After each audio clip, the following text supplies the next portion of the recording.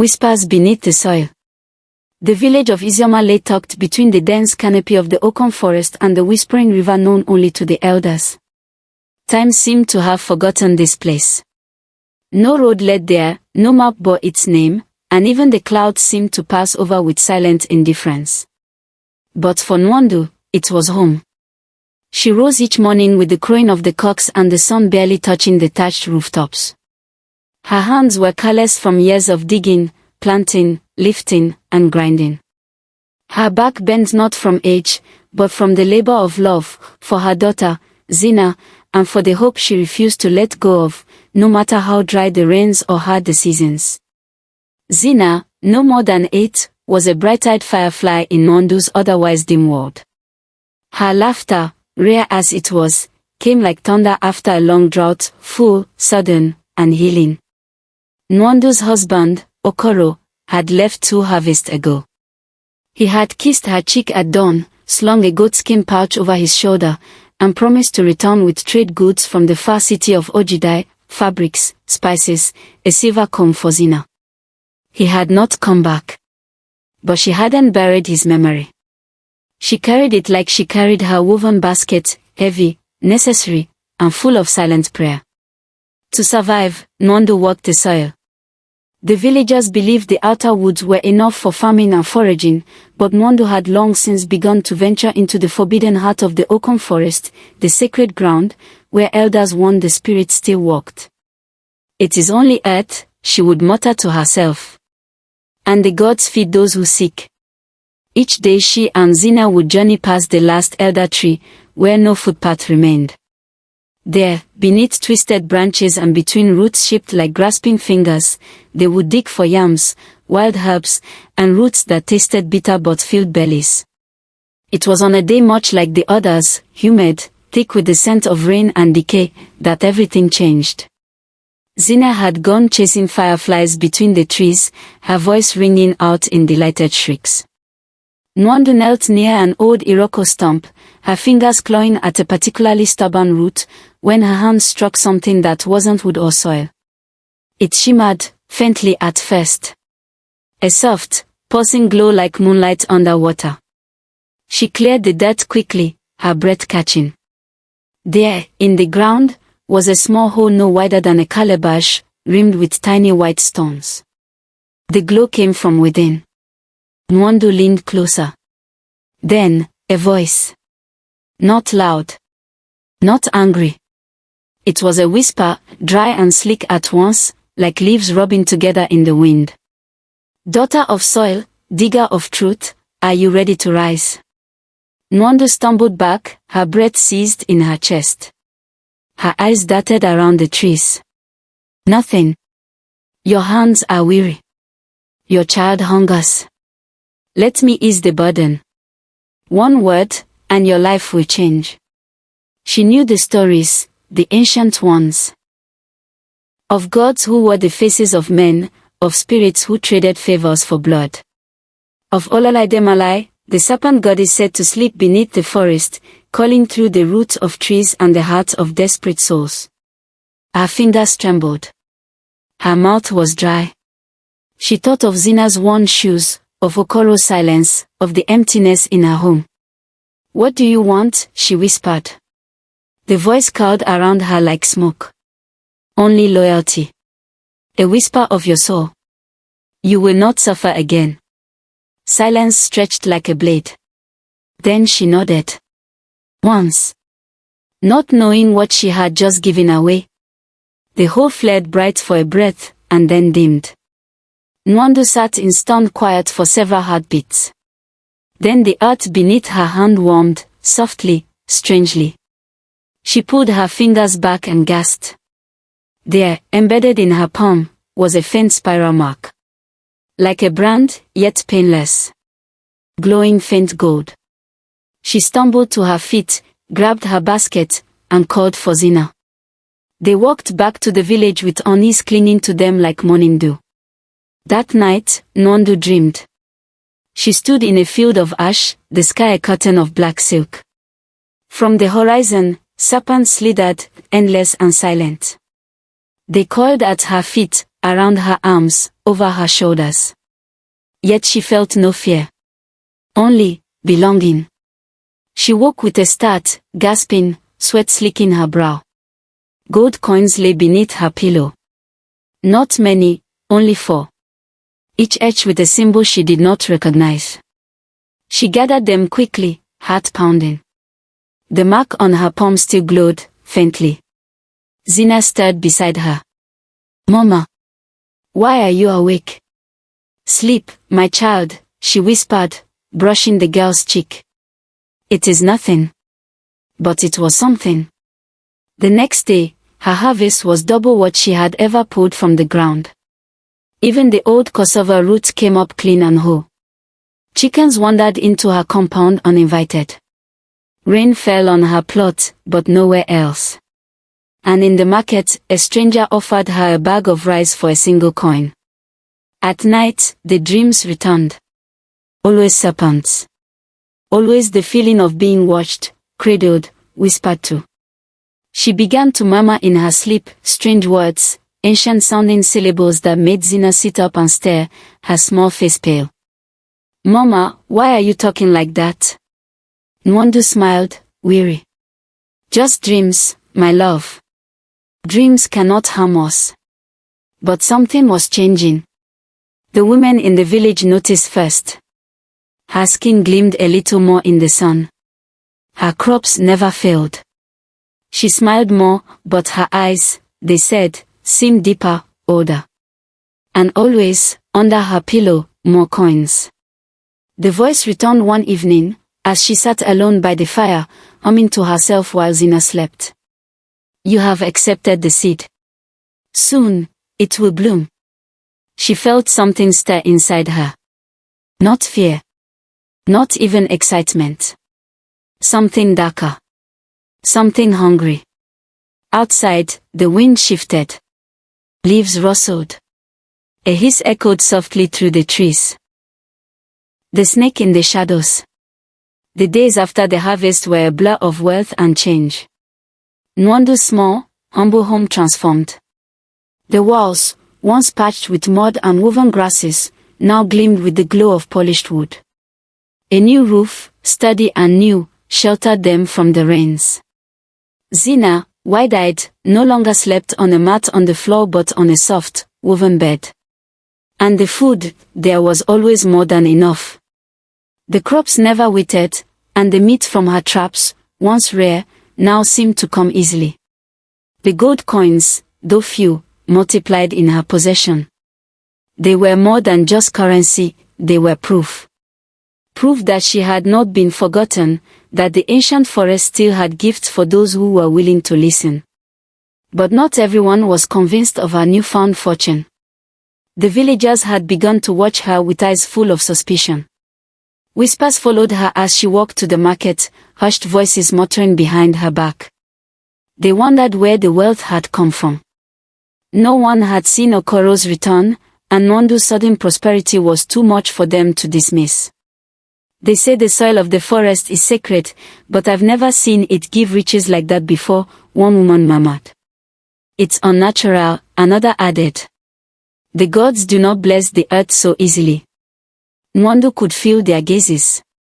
The elder women's stares grew colder, their words sharper.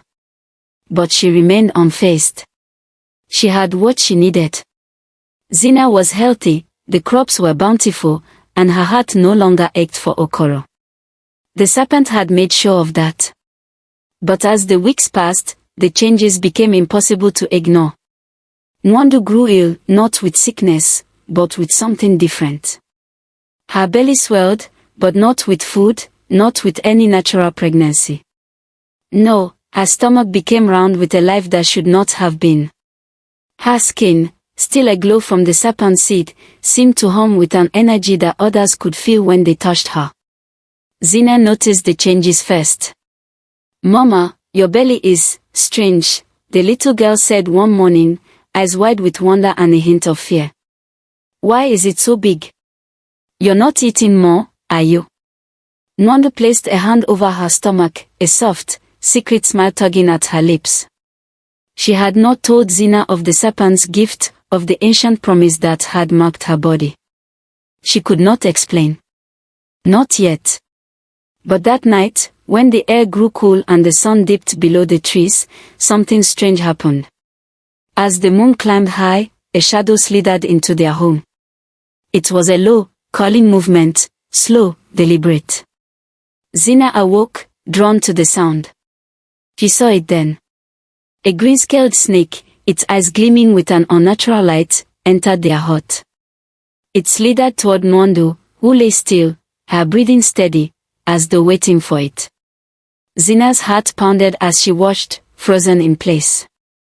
But then, to her horror, the snake began to shift. Its body coiled and writhed, and before Zina's very eyes, it grew legs. Two strong, human-like legs, and a torso that rose from the ground. The creature before her was no longer a serpent, but a man, tall, broad-shouldered, with skin the color of polished emerald, his eyes gleaming like polished stones.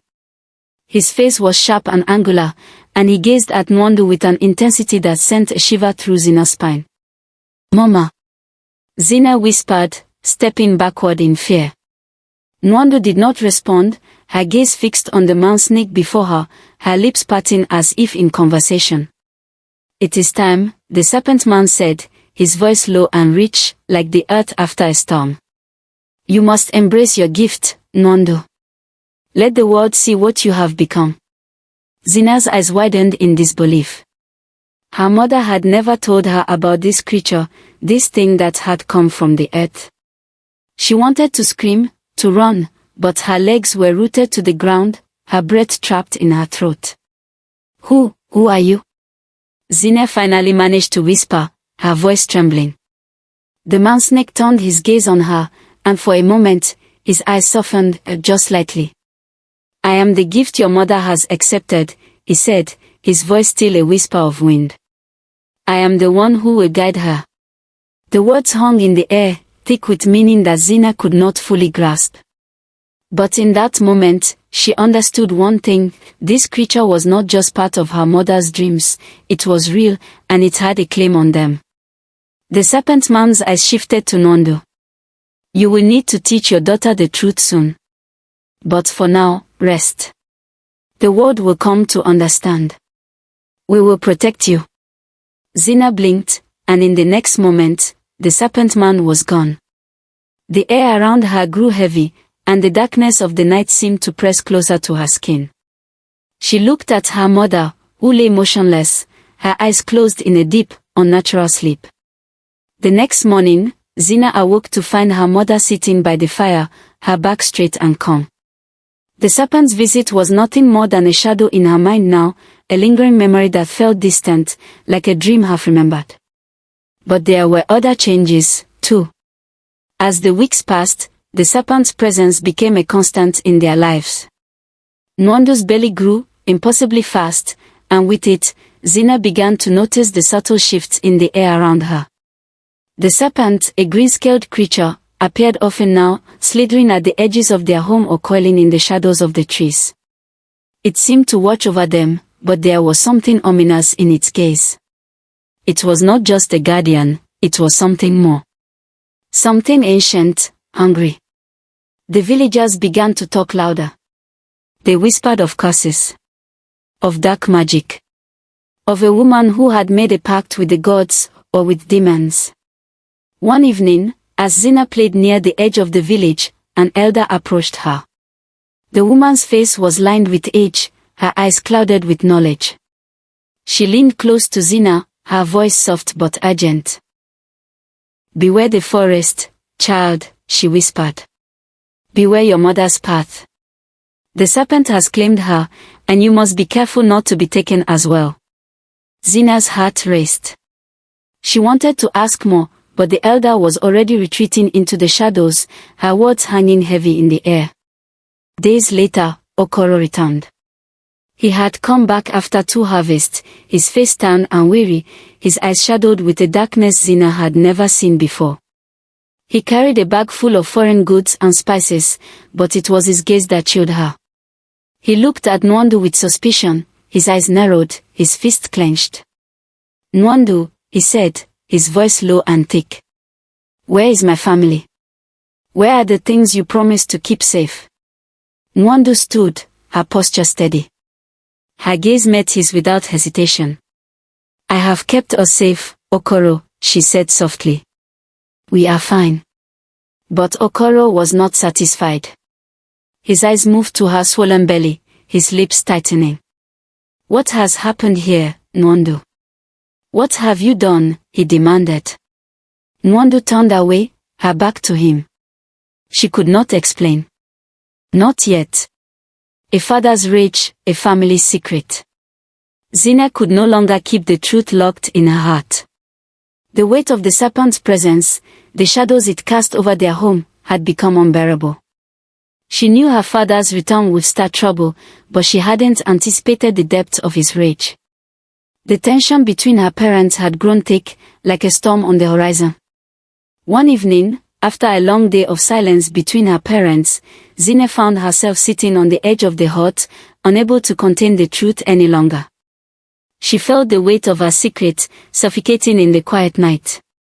Papa, Zina whispered, her voice trembling in the darkness.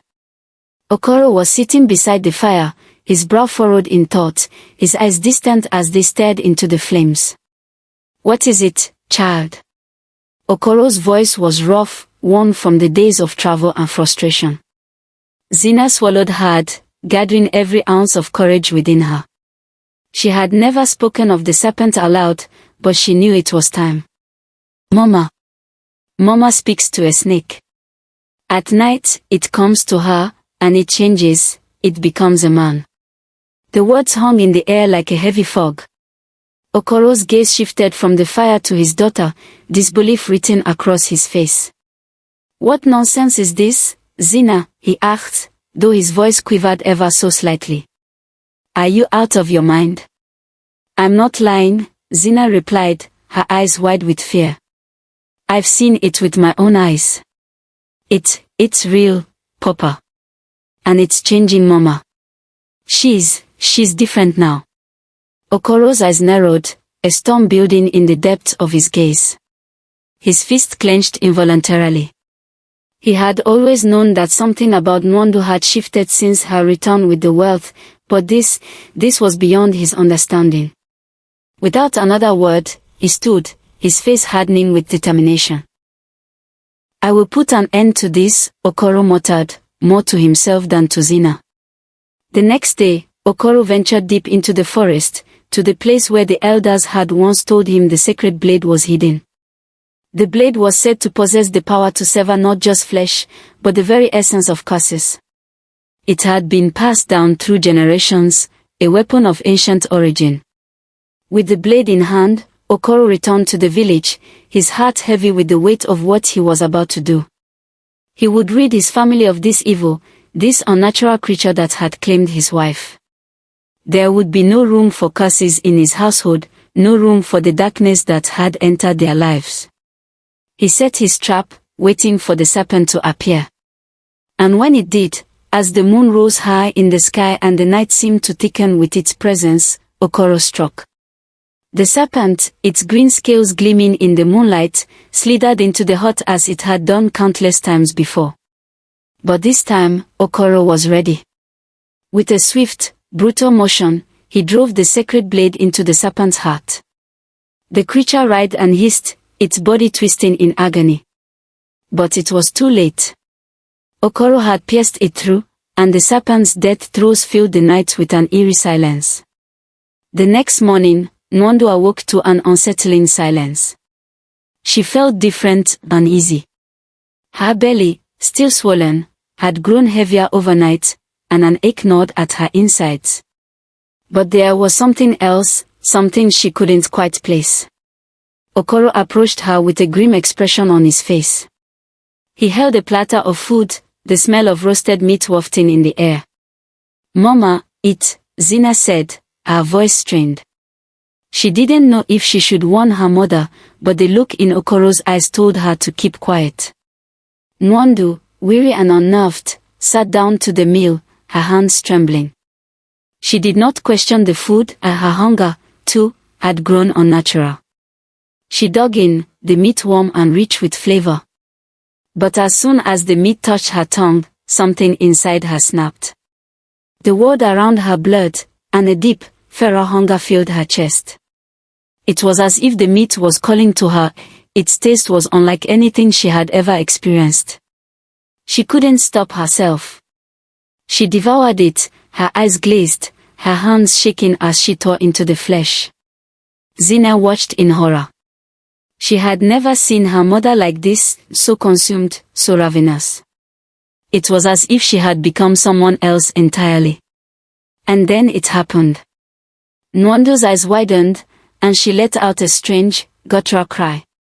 She clutched her swollen belly, a wave of pain crashing over her. Her body trembled, convulsed as if fighting something deep within her. "Mama!" Zina whispered, her voice cracking with fear. Nwandu's eyes, once full of warmth and love, now seemed distant, cold. "No, no," she muttered, her voice cracking as if she were losing herself. "What is this?" Okoro, his face pale with realization, stepped back, his heart heavy with guilt. "It was the serpent's flesh," he said, his voice hoarse. "I've made a terrible mistake." Within hours, the pain in Nwandu's body grew unbearable. Her swollen belly seemed to expand further, as if something inside her was trying to break free. Her cries filled the hut, her voice twisted with both agony and longing. Okoro stood by helplessly, not knowing how to undo what he had done. In desperation, Okoro began to prepare a ritual, a cleansing, an exorcism of sorts. He had heard the elders speak of it in hushed tones, how to rid someone of a curse. But now, in the face of it, he wasn't sure it would work. He wasn't sure anything would. With trembling hands, he made the necessary incisions, cutting into Nwandu's swollen belly. His wife cried out in pain, her body thrashing against his touch. But then, as if on cue, the earth seemed to tremble. Dozens of serpent-children, half-born and riding in fury, slithered from her body. Their tiny bodies glistened with sleek scales, their eyes glowing with the same fierce green light as the serpent man. They hissed and snapped, their tongues flicking out in search of something to strike. Okoro staggered back, his face draining of color. The sight before him was nothing short of monstrous, an abomination born of his wife's sacrifice. The serpent-children crawled from Nwandu's body, their bodies twisting and writhing, their tiny mouths snapping in hunger. And though Nwandu's body trembled, her eyes glowed with an unnatural light, and she let out a low, mournful hiss. The truth was undeniable now. The serpent had claimed her, and in turn, she had birthed its legacy. Okoro realized, too late, that his wife was lost to the curse that had been awakened the moment she made her pact. The serpent's seed had taken root, and the consequences of his actions would haunt them all. The verdict of the snake children. The night that followed was one of chaos, a terrifying storm that tore through the village. In the hut, Okoro's life was slipping away faster than he could comprehend. The serpent children, born of Nwandu's cursed womb, moved swiftly, their bodies twisting and slithering like shadows in the dark. Okoro, weakened by his own guilt and the brutal reality of what had occurred, staggered back, his hand clutching his chest. The serpents surrounded him, their sharp fangs glistening in the dim light. There was no time for prayers, no time for mercy. The venomous creatures launched themselves at him, their tiny jaws sinking into his skin with vicious precision. His screams echoed through the village, but no one dared to intervene. The serpent children were too swift, too deadly. Okoro fought with all his strength, but his body quickly gave way to the relentless assault. In moments, it was over. Okoro, the man who had once been the protector of their family, was no more. The serpents, their hunger sated, crawled back into the shadows, leaving behind only the twisted remnants of his body. Nwandu's heart shattered as she watched the scene unfold before her. She fell to her knees beside her husband's lifeless form, tears flooding her eyes. She had been too late to save him, too late to understand the consequences of the serpent's curse. Her hands trembled as she reached out to touch Okoro's cold skin. No, no, this can't be, she whispered through sobs. She had never wanted this, never wanted any of this. She had made a choice in desperation, thinking it would bring them wealth and security. But now, it had cost her everything. And then, from the shadows, the largest serpent emerged. It was a creature unlike any Nwandu had seen before. Its scales shimmered in the dim light, a brilliant green that seemed to pulse with life, and its eyes, golden and unblinking, burned with an ancient, unsettling wisdom. The serpent coiled around Nwandu, its massive form filling the space with an overpowering presence. Nwandu flinched, but she did not back away. She had already given her soul to this creature and its offspring, there was no turning back now. You consumed our father, the serpent hissed, its voice deep and resonant. It spoke with an authority that sent chills down Nwandu's spine. You must redeem your sin. Nwandu, her face wet with tears, looked up at the serpent with pleading eyes. Please, please, I didn't mean to. I didn't know what I was doing. I was just trying to survive. The serpent's gold eyes gleamed with an eerie light as it regarded her. It seemed to study her with an almost human curiosity, its head tilting slightly to the side. You have consumed him, and in doing so, you have sealed your fate, the serpent said slowly, its voice laced with the weight of ages. But you are not beyond redemption, Nwandu. Nwandu's heart leapt at the words. Could it be true? Was there a way out of this nightmare?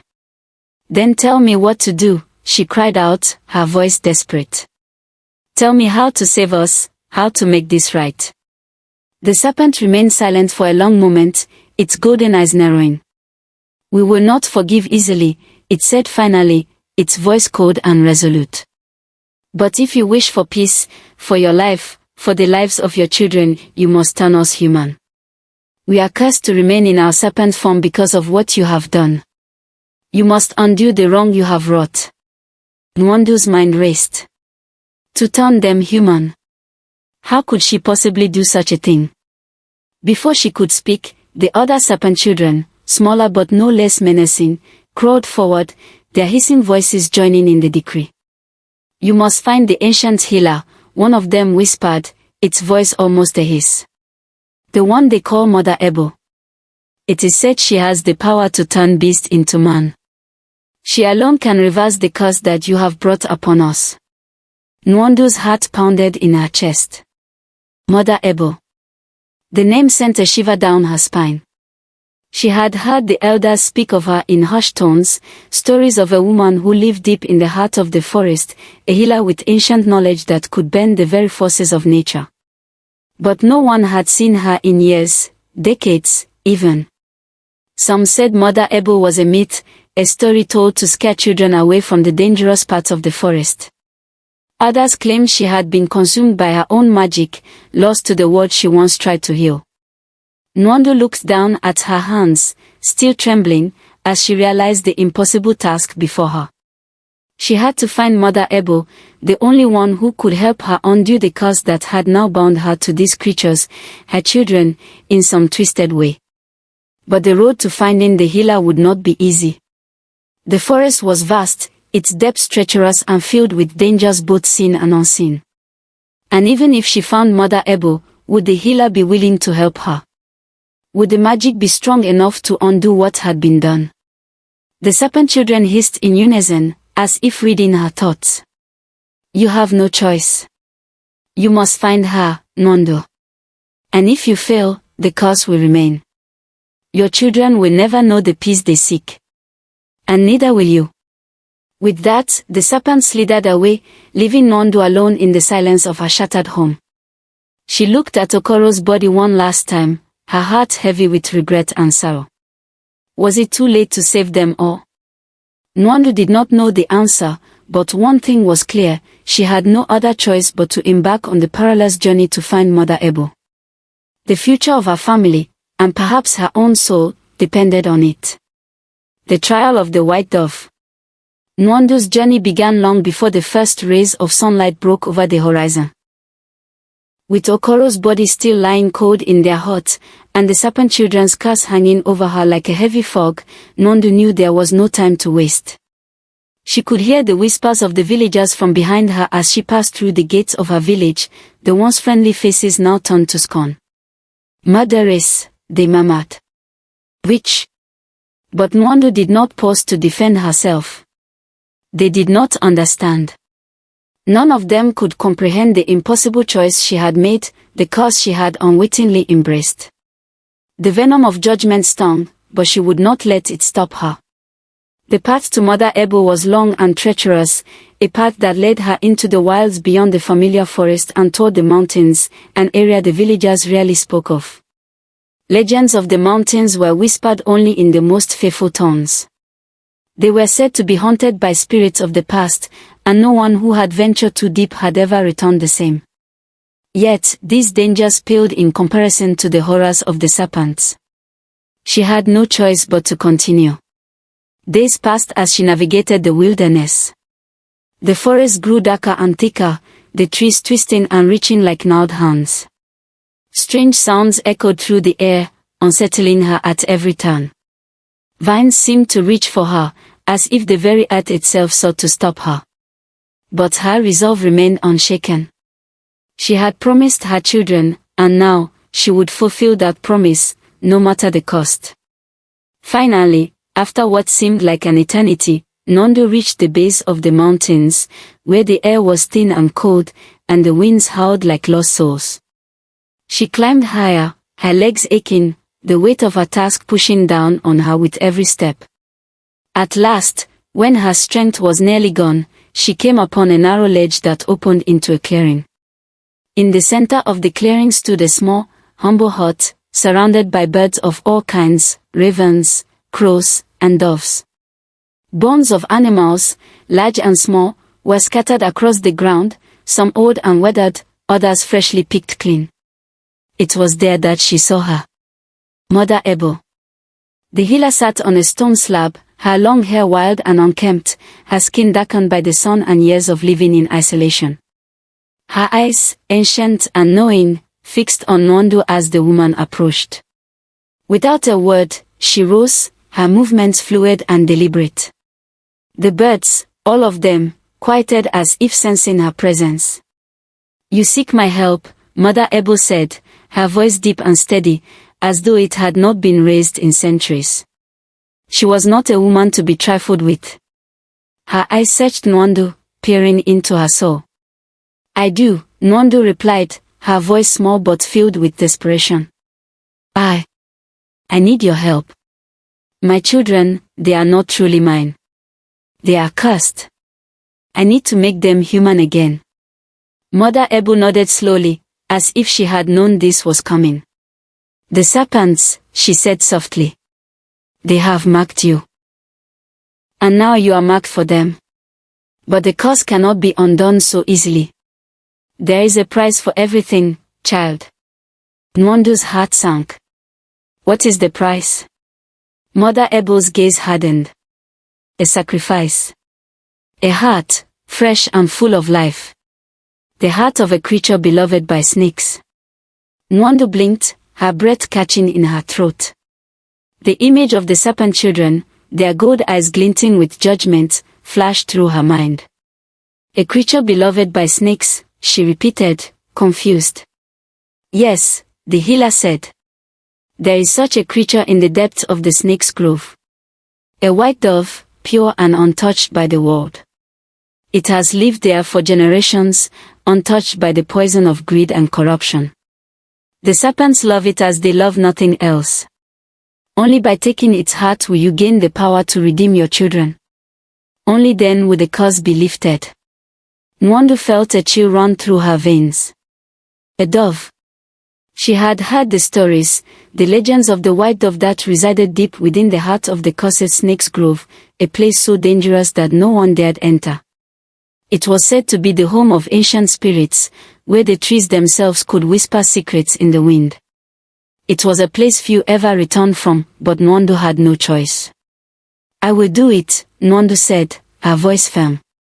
Mother Ebo studied her for a long moment, as though deciding if she truly understood the gravity of her decision. "Be warned, child," the healer said softly. "The journey will be perilous, and the dove will not surrender easily. You will not simply find it. You will have to earn its trust, and sometimes, that trust must be bought with blood." The healer's words lingered in the air as she turned to a small bundle beside her. She took out a weathered knife, its blade shining in the dim light of the mountain, and placed it in Nwandu's hand. "You will need this," she said simply. Nwandu nodded, though a tight knot of fear twisted in her stomach. The white dove. She had no idea what kind of creature it was or how she would find it, but she had to try. As she turned to leave, Mother Ebo's voice stopped her once more. "Remember, child," the healer said, her voice soft yet grave, "the path you walk now is one that cannot be undone. When you return with the dove's heart, the price will be paid. There will be no turning back." Nwandu did not answer. There was nothing left to say. She had already made her choice. The snake's grove loomed ahead. Nwandu stood at the edge, staring into the depths of the cursed forest. The air was thick with the scent of damp earth and decay. She could feel the weight of ancient eyes watching her, the presence of the serpents always just beyond her reach. The path ahead was dark, and every instinct in her body screamed for her to turn back. But she didn't. She couldn't. With a deep breath, she stepped into the grove. As she ventured deeper, the trees seemed to close in around her, the shadows stretching long and oppressive. The air grew heavier, thick with the memories of the past. The dreamlike whispers of the forest filled her ears, and the faces of the past, her husband, her daughter, and the serpents, flashed before her eyes. She was lost in the dream of the forest, haunted by the echoes of what she had already done. But she pressed on. Finally, after days of travel and countless trials, she found it. The white dove, perched upon a gnarled branch, its feathers gleaming with an otherworldly glow. It stared at her with eyes as ancient as the forest itself. The creature was more beautiful than she had imagined, its purity undeniable, its presence almost divine. But the dove did not move. It watched her with the same quiet wisdom that Mother Ebo had, as if it, too, knew the price of what was to come. Nwandu's hand tightened around the knife. She stepped forward, slowly, carefully. The air seemed to thrum with tension. "If I do not do this, my children will remain cursed forever." The dove tilted its head, watching her intently, as if waiting for something.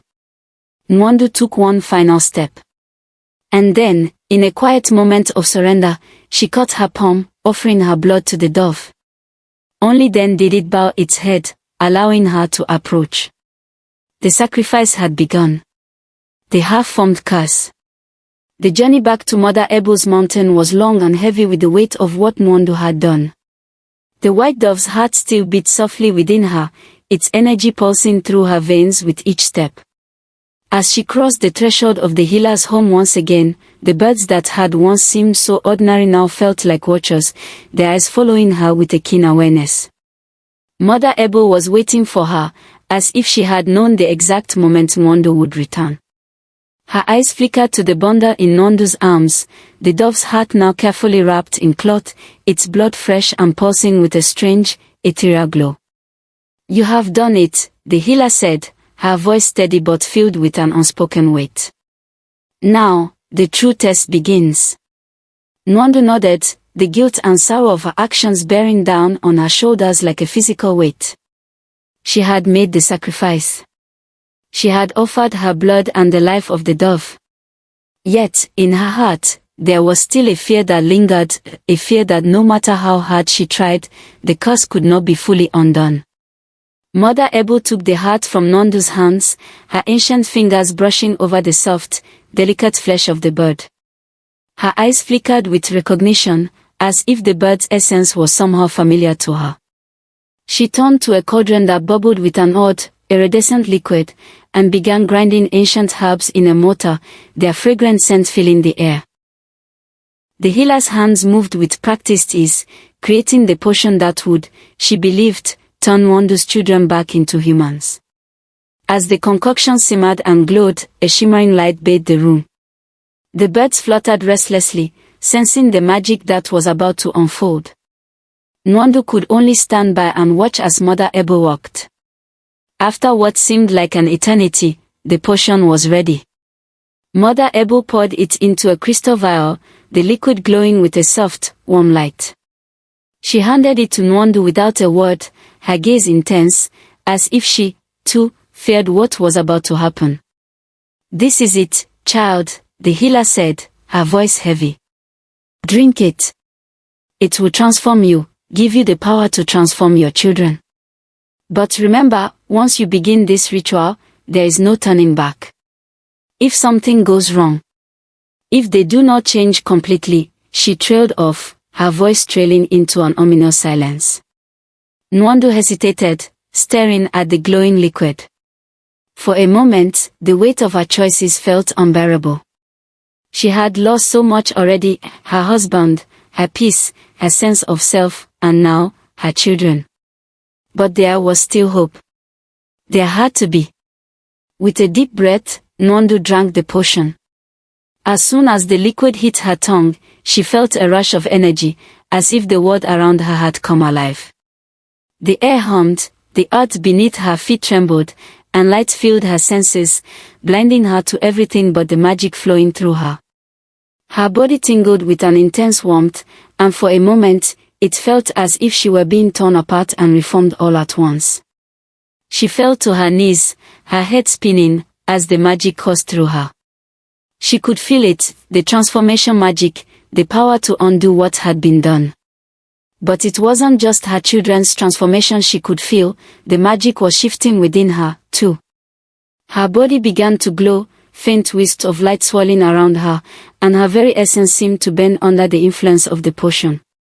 It was as if she had become one with the forest, the serpents, and the dove all at once. When the light began to fade, Nwandu stood, trembling, but her eyes were clear, focused. The world around her seemed brighter, the sounds sharper, the air crisper. She had changed, she felt it deep in her bones. But as she made her way back to the village, where the serpents awaited, a lingering doubt filled her chest. The curse had not been broken yet, not fully. She still had to face her children, the half-formed beings who had waited for this moment for so long. The snake children were there, waiting for her, their golden eyes fixed on her with a hunger she had never seen before. They, too, had changed. Their bodies were twisted, caught between the human and the serpent, their forms neither one nor the other.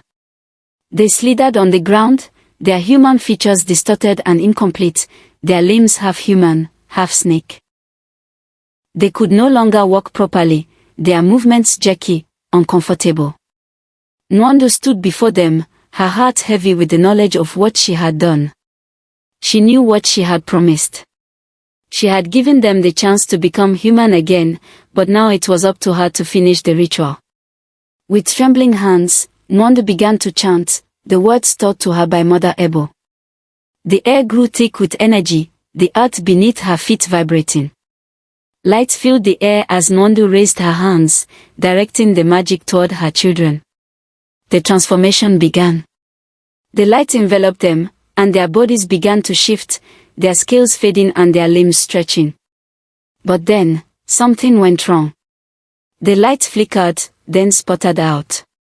The air crackled with energy, the force of the magic swirling out of control.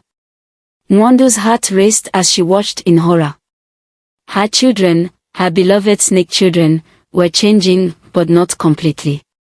Their forms were half human, half snake, bodies twisted in agony, unable to complete the transformation. Their faces were caught between human and serpent, their bodies both solid and slippery, as though the magic had torn them apart. A scream tore from the throat of the largest of the serpent-children, his golden eyes filled with fury and pain. The others joined in, their voices a chorus of anguish, their cries echoing through the forest. Nwandu fell to her knees, tears streaming down her face as she watched her children writhe in agony. They turned on her, blaming her for their incomplete salvation. You did this, the largest serpent child hissed, his voice a mixture of human and serpent, raw and furious. You failed us. You promised, another cried, his voice trembling with pain. You said you would make us whole. Nwandu's heart shattered as she watched them struggle, their bodies racked with torment, unable to move or change fully. She had tried. She had given them everything. But the curse, the magic, it had not been enough. She had not been enough. The forest fell silent, save for the cries of her children. The weight of her failure pressed down on her, suffocating her, as she realized that some curses could never be undone. The final redemption. The forest stood still, its breath held in the heavy air. Nwandu knelt before her twisted, half-formed children, the weight of her failure pressing on her chest like 1,000 stones. Her heart ached, torn between the love she felt for them and the guilt that consumed her soul. She had tried. She had given them everything, and still, the curse remained. Still, they were caught between worlds, neither fully human nor serpent. The largest of them, her firstborn, a towering figure now with the body of a man but the eyes of a serpent, towered above her. His golden irises flickered with an unsettling blend of fury and sorrow. You failed us, mother, he hissed, his voice a sharp rasp that cut through the silence. You promised us freedom. You promised us life, yet here we are, half-bred, incomplete, cursed forever. Nwandu's chest tightened. She could barely breathe beneath the weight of his words. She had failed them, yes. She had promised them a future, and now it seemed that the world had betrayed them all. The magic, the ritual, it had not been enough. She had failed herself, failed them. Please, she whispered, her voice breaking. Please, I beg you, give me one more chance. Let me fix this. Let me make it right. Her words hung in the air, heavy with desperation. The green serpent son, his face now fully human, watched her with eyes full of confusion. His anger was tempered by something deeper, something he had buried beneath the venomous bitterness of his transformation. Compassion. A flicker of the humanity that was still left in him. He looked at Nwandu, torn between vengeance and the love she had once given him. But before anyone could speak, the air shifted. A sudden chill swept through the forest, and with it came a figure, Mother Ebo, emerging from the shadows like a wraith, her ancient eyes glowing with the power of the mountain. You have failed, Nwandu, she said, her voice cold, yet filled with something else. A strange sorrow. But you were never meant to succeed. Not with the dove. Nwandu looked up, confusion and pain clouding her face. What do you mean? The dove, the heart, you told me it was the key. Mother Ebo's expression shifted, a flicker of guilt passing through her ageless features. I lied, child. The dove was never the answer. I needed your heart. Your very essence, your life force. That was the price. Nwandu gasped, her eyes widening with the revelation. You used me. You used me to fulfill your own desires, knowing full well that the dove could not undo this curse. You. Her voice cracked, the weight of betrayal nearly breaking her.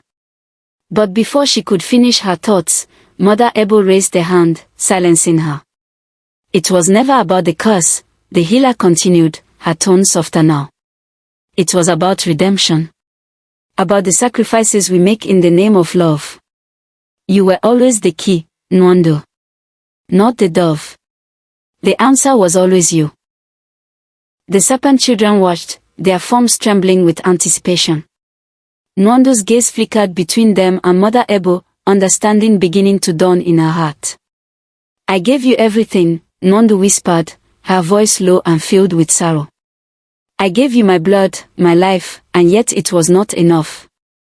But now, I see. It is my life, my heart, that must be the sacrifice. Mother Ebo nodded solemnly. Yes, Nwandu. It is only through your selflessness that the transformation can be complete. Only through the gift of your heart, offered freely, can your children be fully freed from the curse. Tears welled in Nwandu's eyes as she made her decision. She had always known the love for her children would be her greatest strength, but now, it would be her greatest sacrifice. Take my heart, she said, her voice firm with a resolve she hadn't known she possessed. Take it, and give them the life they deserve. The green serpent's son, his human face now streaked with tears, stepped forward. His golden eyes softened as he looked at her, his voice trembling. Mother. No. You do not have to do this. We are your children. Nwandu placed a hand on his face, her fingers cold but filled with an unwavering love. You are my children. And I will always protect you. This is the only way. With that, Mother Ebo raised her hands, weaving an ancient incantation in the language of the earth. The air grew thick with magic as the ritual began. Nwandu's body began to glow, her form shimmering with light. Her heart beat faster, quicker, as if the very life force within her was beginning to unravel. The green serpent's son reached out, his human hands trembling as he took hold of Nwandu's chest. Forgive me, he whispered, his voice filled with regret. But Nwandu only smiled softly, her eyes filled with love. As the final words of the ritual were spoken, Nwandu's chest split open, and from within, her heart, glowing with a soft, golden light, was drawn forth. She felt no pain, only an overwhelming sense of peace. Her heart, the core of her being, was no longer hers to keep. The moment her heart was removed, the serpent-children, bathed in the light of her sacrifice, began to change. The scales on their bodies began to fade, and their twisted limbs grew firm and human. Their faces shifted, losing the sharp, predatory features of serpents, becoming fully human. They were no longer children of the snake, no longer half-formed. They were free. The transformation completed, the green serpent son, now fully human, turned to Nwandu, his face filled with awe and sorrow. Mother. We are free. You've given us life. We will honor you always. Nwandu's body began to fade, her form dissolving into the light of the forest. As her physical form dissipated, her soul became one with the earth. She was no longer just a woman, she was a guardian spirit of the forest, a protector of all who lived there. Her children, now human, knelt in reverence, vowing to live in peace, to build a village where both snake and human could coexist, a place where the curse would be forgotten, and redemption would reign. And so, Nwandu's story became a whispered legend, passed down through the generations, a tale of wealth, betrayal, and a mother's love that transcended all. In the hearts of her children, in the village that they built, and in the very soil of the forest, her spirit lived on, watching, guiding, and protecting. For she had redeemed them all, not with magic, but with the purest form of love.